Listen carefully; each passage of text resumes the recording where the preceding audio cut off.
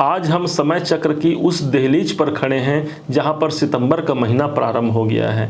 देखा जाए तो अब मात्र 4 महीने बचे हुए हैं इस पूरे साल 2023 को समाप्ति की ओर जाने में।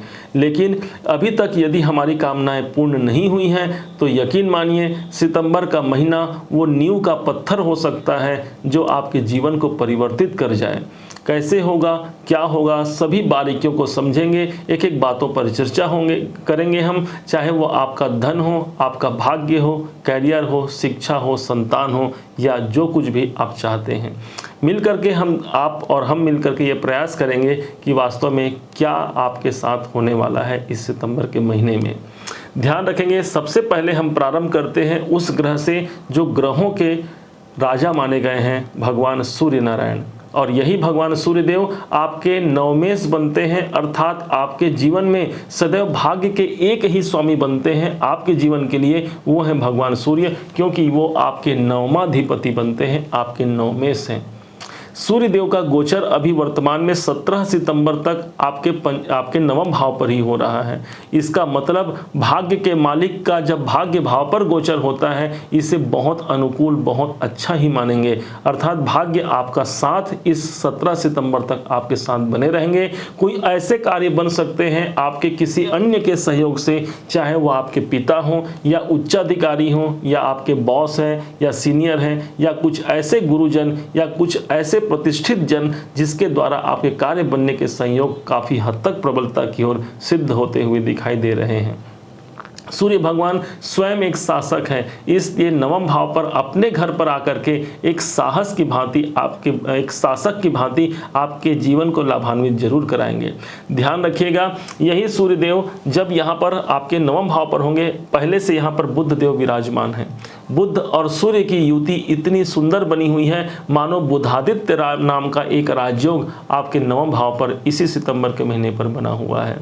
अब ये बुध कौन है, तो ये बुध आपके सप्तमाधिपति और दसमाधिपति हैं। इस हिसाब से ये आपके कैरियर, आपके बिजनेस, आपके नौकरी के स्वामी बनते हैं। ये जब नवम भाव पर जाते हैं इसका मतलब भाग्य के द्वारा हमारे कैरियर में बढ़ोतरी का एक संकेत मिल सकता है। भाग्य के द्वारा ही हमारे व्यापार, हमारे नौकरी इत्यादि में सफलता का एक संयोग बन सकता है। बुध देवता गोचर के दौरान अभी वर्तमान में 15 सितंबर तक अभी वक्री चल रहे हैं। इसके पश्चात ये पुनः फिर से मार्गी हो जाएंगे जो 1 अक्टूबर तक रहेंगे। मतलब कि पूरे के पूरे सितंबर महीने तो इनका प्रभाव रहेगा ही रहेगा। अर्थात इस समय पर चूंकि ये बुध देव आपके जीवन में आपके सप्तमेश हैं, इसलिए आपके दाम्पत्य जीवन में भी यहाँ पर मधुरता और आपके पति या पत्नी के द्वारा, आप यदि स्त्री हैं तो आपके पति के द्वारा, यदि पुरुष हैं तो अपनी पत्नी के द्वारा आपकी भाग्योन्नति का एक अवसर आपको दिखाई पड़ सकता है। जैसे 17 सितंबर का डेट आगे बढ़ेगा भगवान सूर्य नारायण भी आगे बढ़ जाएंगे। अर्थात आपके भाग्य भाव को छोड़ करके ये भाई आपके कर्म भाव पर आ जाएंगे, आपके कैरियर भाव पर आ जाएंगे। ऑलरेडी पहले से यहाँ पर मंगल देव विराजमान होंगे। माना जाएगा कि स्वयं सूर्य भाग्य के स्वामी ही उठ करके जब दसम भाव पर चला जाए, आप स्वतः विचार कीजिए कि भाग्य के स्वामी यदि कर्म भाव पर चला जाए, इसका मतलब हमारे कैरियर में, हमारे कर्मों में भाग्य की जागृति हो जाना। हमने कर्म तो किया है, लेकिन यदि भाग्य का साथ मिल जाए तो वही हमारा कार्य श्रेष्ठ से श्रेष्ठता की ओर बढ़ सकता है। और यही वो समय होगा जो आपके लिए अनुकूल इसी सितंबर के महीने में कर्म का प्रतिफल और भाग्य का भरपूर सहयोग आपको मिलने जा रहा है। आप ये समझिए, बात यहाँ समाप्त नहीं होती और अभी ग्रह बचे हुए हैं। अभी तो असली ग्रह बचे हुए हैं जो आपके राशि के स्वामी हैं, देवगुरु बृहस्पति। उन पर भी हम अभी आने वाले हैं। उसके पहले हम बात करते हैं उन ग्रह की जो ग्रहों के माने जाते हैं सेना नायक, सेनापति, वही हैं मंगल देव। मंगल देव की स्थिति आपके पंचमे से, पंचमाधिपति हैं और आपके लिए प्रबल योग कारक ग्रहों में इनकी गिनती होती है मंगल की। और यही मंगल देव आपके स्वयं दसम भाव पर चल रहे हैं। मानो आपका मन, आपका मस्तिष्क इस पूरे सितंबर भर सबसे ज़्यादा आपके कर्तव्यों पर होगा। आपके कैरियर के लिए आप सबसे ज़्यादा फोकस्ड रहने वाले हैं। कैसे मैं अपने कैरियर को अच्छा बना पाऊँ, कैसे मैं अपने जीवन को बेहतर बना पाऊँ, आप अपना भी और जो लोग भी आपसे जुड़े हुए हैं उन सब के लिए आप सोचेंगे। आपके छोटे से छोटे जो कनिष्ठ वर्ग के जो लोग होंगे, इनके लिए भी आप कुछ बेहतर सोच पाएंगे, उनके लिए भी कुछ विशेष परिणाम निकाल करके आ पाएंगे। माना जाता है जो दूसरों का दुखड़ा दूर करते हैं, उसके दुख दूर करने के लिए साक्षात भगवान श्री राम आते हैं। और यही कारण होगा कि मंगल आपके पंचमेश होकर के आपके दशम भाव पर विराजमान है। मंगल की स्थिति देखेंगे तो पूरा सितंबर भर ये मंगल आपके दशम भाव पर ही रहेंगे। हालांकि 24 सितंबर के बाद ये पुनः फिर से वक्री हो जाएंगे। वक्री स्थिति पर आने के इस बात को लेकर के एक वीडियो हमारा स्पेशल आएगा आपकी राशि पर कि धनु राशि के लिए इस मंगल के गोचर परिवर्तन का क्या प्रभाव होगा। आने वाले दिनों में इसे पूर्ण रूप से देखिएगा। ओवरऑल अगर अभी देखा जाए ये मंगल आपके समस्त कार्यों को पूर्ण करने के लिए बाध्य स्थिति पर है। हालांकि यहाँ पर मंगल देव शत्रु की राशि पर है, जो कि कन्या राशि पर है, अर्थात आपके धनु राशि से ठीक दशम भाव के अधिपति बनते हैं बुध देव। कन्या राशि पर मंगल होने के कारण कहीं कहीं आपको आपके कार्य क्षेत्र में कुछ बाधाएं दिख सकती हैं। वास्तव में वो जो बाधाएं होंगी वो आपके गुप्त शत्रुओं के द्वारा किया जाएगा। आपके कार्यों में एक प्रकार से उन्नति के मार्ग को रोकने का प्रयास किया जाएगा, परंतु ये आप ध्यान रखिए कि जितना आपके कार्य में बाधाएं आती हैं उतना ही आप प्रगति पथ पर अग्रसर हो रहे हैं। इस बात को कभी मत भूलिए। बाधाएं तो आनी हैं, लेकिन जो बाधाओं से आगे चला जाता है उसे ही एक दिन मंजिल की प्राप्ति होती है, और वही मंजिल की प्राप्ति आपके जीवन में परमात्मा ने ला करके रख रखा है। आपको ये जानना है, आपको ये समझना है। मंगल की स्थिति आपने समझा।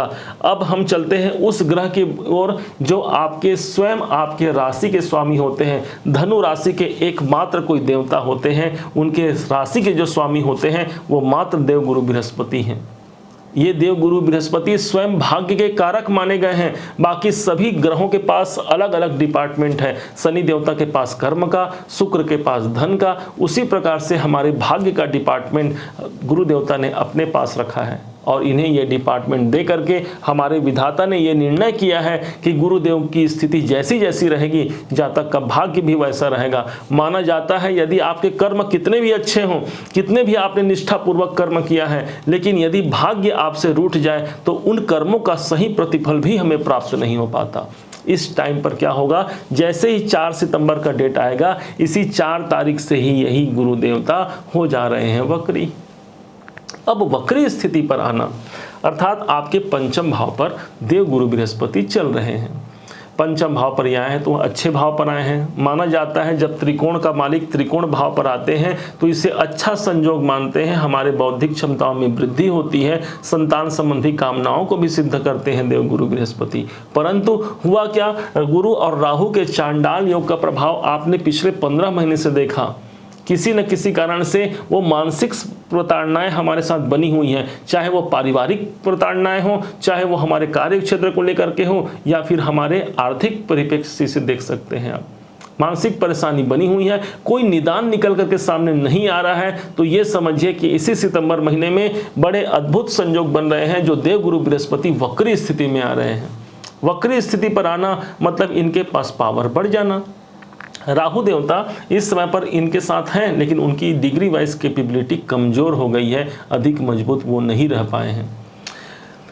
गुरु देवता जब वक्री स्थिति पे आएंगे तब अपने पंचम भाव का प्रतिफल तो आपको प्रदान करेंगे ही करेंगे, इसके साथ साथ वो आपके चतुर्थ भाव के भी सारे एडवांटेज आपके लाइफ में ला करके छोड़ देंगे। चतुर्थ भाव कौन सा हो गया, यहाँ पर 12 नंबर लिखा है, मतलब इस भाव के, इस राशि के स्वामी स्वयं देवगुरु बृहस्पति बनते हैं। मतलब इस भाव को, आपके चतुर्थ भाव को छोड़ करके ही तो शनि गुरु देवता ने आगे प्रवेश किया था, मेष राशि पर गए थे, लेकिन पुनः फिर से ये जब मीन राशि पर आएंगे इस सभी 4 तारीख से, मतलब धनु राशि से ठीक चौथे भाव के अधिपति बन जाते हैं, या इस भाव के भी आपको फल देंगे। इसका मतलब आपके प्रयासों का प्रतिफल। दूसरा, आपके सुखों में वृद्धि, क्योंकि चतुर्थ भाव हमारे सुख के भाव होते हैं। चतुर्थ भाव हमारे भूमि, भवन, वाहन, मकान, हमारी प्रॉपर्टी होती है, हमारे एसेट्स होते हैं। इन सब पर गुरु का प्रभाव आ गया, मानो इन सब की बढ़ोतरी, क्योंकि गुरु एक ऐसे ग्रह हैं जहां पर होते हैं उस भाव को बढ़ाने का प्रयास करते हैं, बड़ा बनाने का प्रयास करते हैं। इसलिए आपके सुख में भी बड़ा बढ़ोतरी कैसे नहीं होगी। सिर्फ बात यहाँ समाप्त नहीं हुई, गुरु के पास कुछ बहुत अच्छी दृष्टियां भी हैं। माना जाता है कि देव गुरु बृहस्पति के पास 3 दृष्टियां होती हैं। जहां जहां ये देखते हैं उस स्थान को ये गंगा जल के समान पवित्र करते हैं। तो देव गुरु बृहस्पति 1 2 3 4 5 पंचम दृष्टि से आपके भाग्य भाव को देख रहे हैं। इसका मतलब ये हुआ कि भाई जब गुरु देवता आपके भाग्य को देखेंगे और जो कि भाग्य के कारक होते हैं, तो समझिए जरा भाग्य कितनी प्रबलता से आगे बढ़ेगी। आप स्वयं विचार कीजिए कि भाग्य के मालिक और भाग्य के ग्रह दोनों हमारे भाग्य भाव को देख रहे हैं। अनुकूल होगा, देवगुरु बृहस्पति आपको अनुकूलता सिद्ध कराएंगे। कहीं पर यदि भाग्य में विडंबनाएं हैं, अच्छा ये सिर्फ हमारे सितंबर महीने की बात नहीं, ये पूरे के पूरे 31 दिसंबर तक रहेंगे। देखिए कैसी परिकल्पना है हमारे भगवान की कि जिस दिन ये साल का अंत हो रहा है 31 दिसंबर, उस दिन तक ये देवगुरु बृहस्पति रहेंगे वक्री स्थिति में। अर्थात आपके भाग्य का भरपूर साथ इस समय पर मिल सकता है। पिता का सहयोग इस समय पर मिलेगा। साथ में जो उच्च शिक्षा प्राप्त आप कर रहे हैं वहां पर आपको सफलता मिलेगी। यदि आप विदेश में रहते हैं या विदेश से जुड़ करके कोई कार्य करते हैं, वो आपके कार्य क्षेत्र में यहाँ पर निरंतरता से आपको एक अच्छा संयोग मिल सकता है आपकी सफलता का। सिर्फ यही नहीं, देव गुरु बृहस्पति की जो एक और दृष्टि पड़ रही है, इनकी सप्तम दृष्टि, वो सीधे आपके इनकम भाव पर जाती है, आपके लाभ भाव पर जाती है। लाभ भी कैसे आपको प्रदर्शित नहीं करेंगे।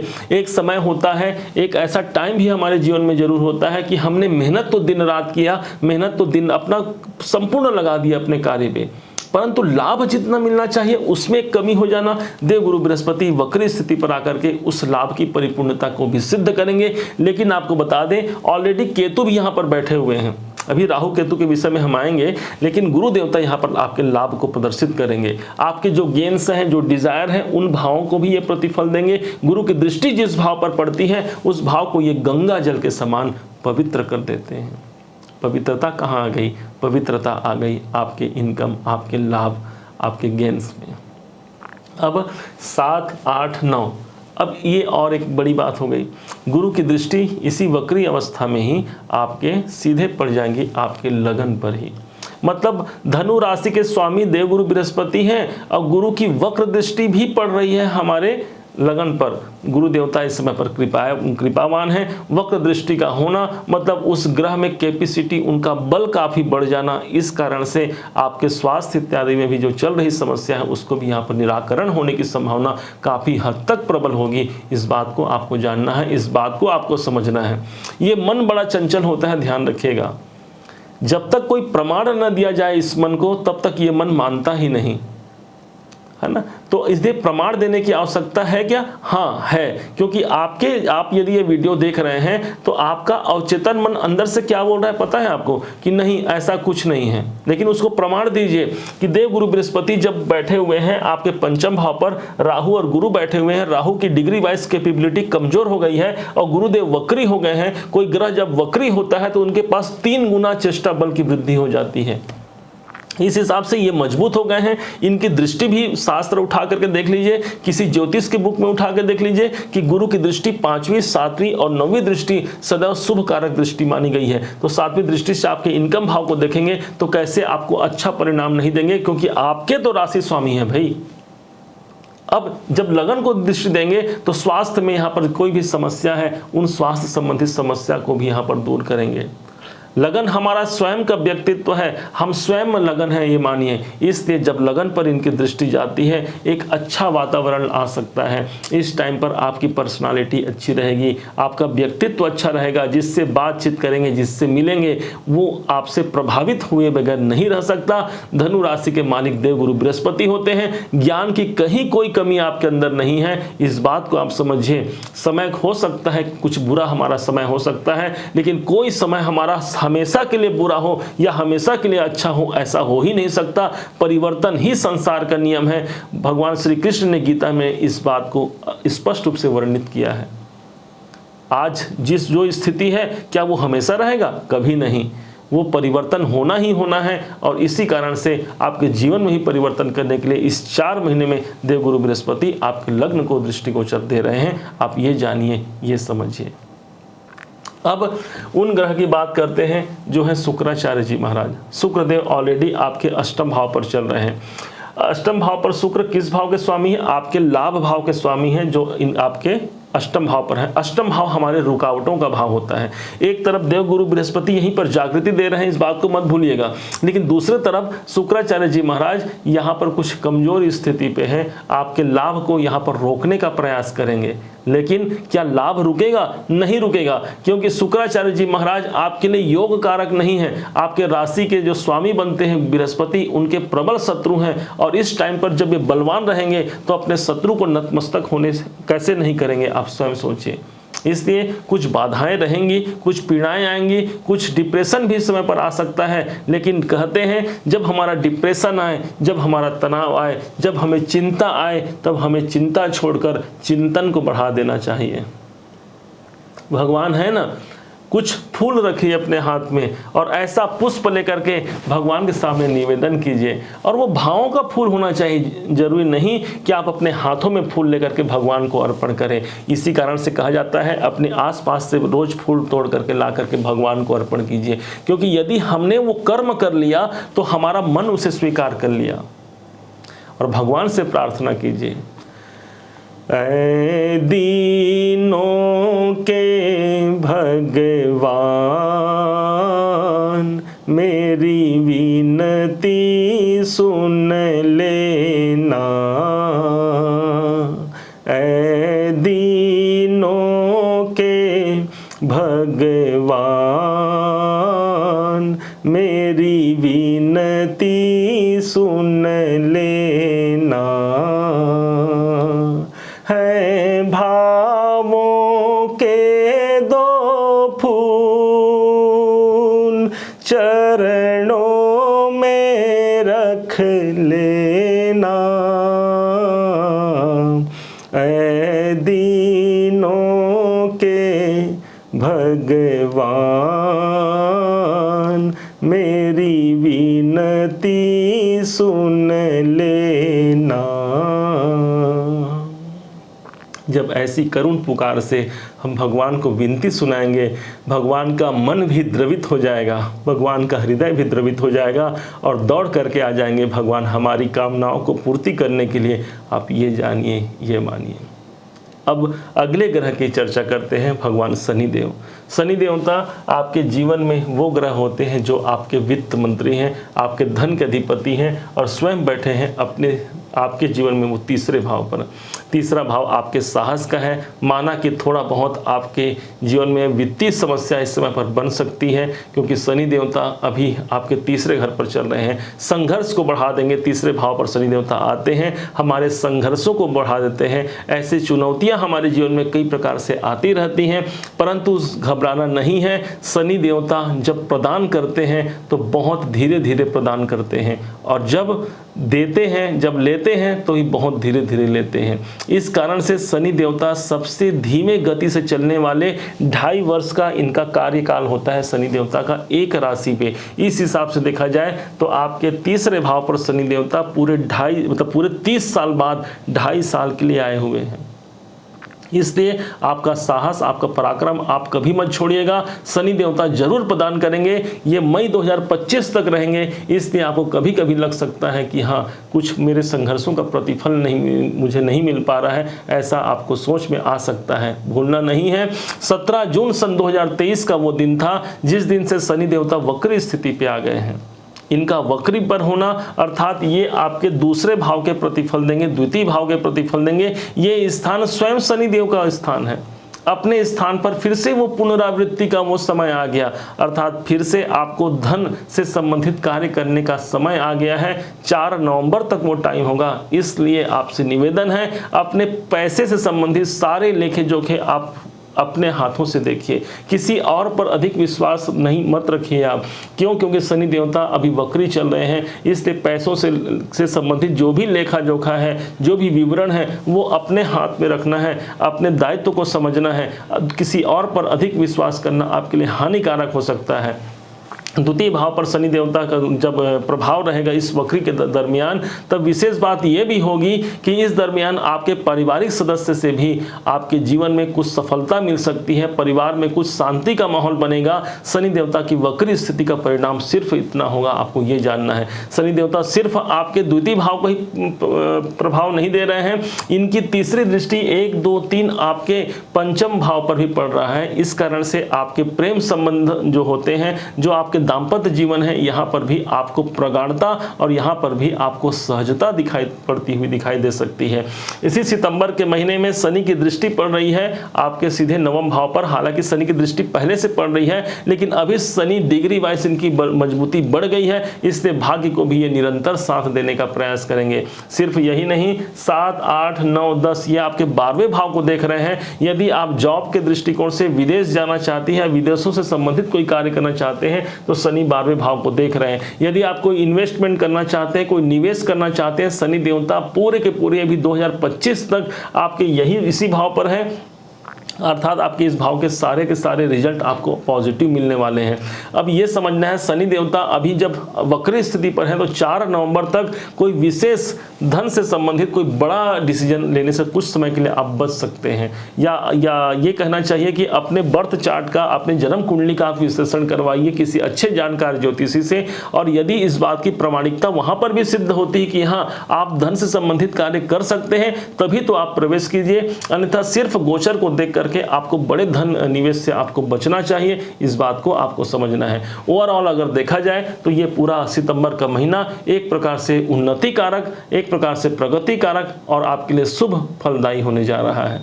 अब कुछ ऐसे तारीखों की बात करते हैं जिन तारीखों में हमने निकाला है, आप सभी राशियों के लिए निकाला है।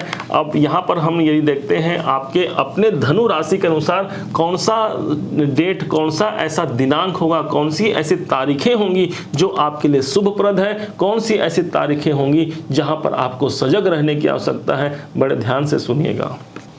धनु राशि के अनुसार आपके इसी सितंबर के महीने में 18 सितंबर, 19, 23, 24, 26 और 27 तारीख आपके लिए अनुकूल होंगे, आपके लिए सफलता कारक होंगे, आपके लिए श्रेष्ठ होंगे।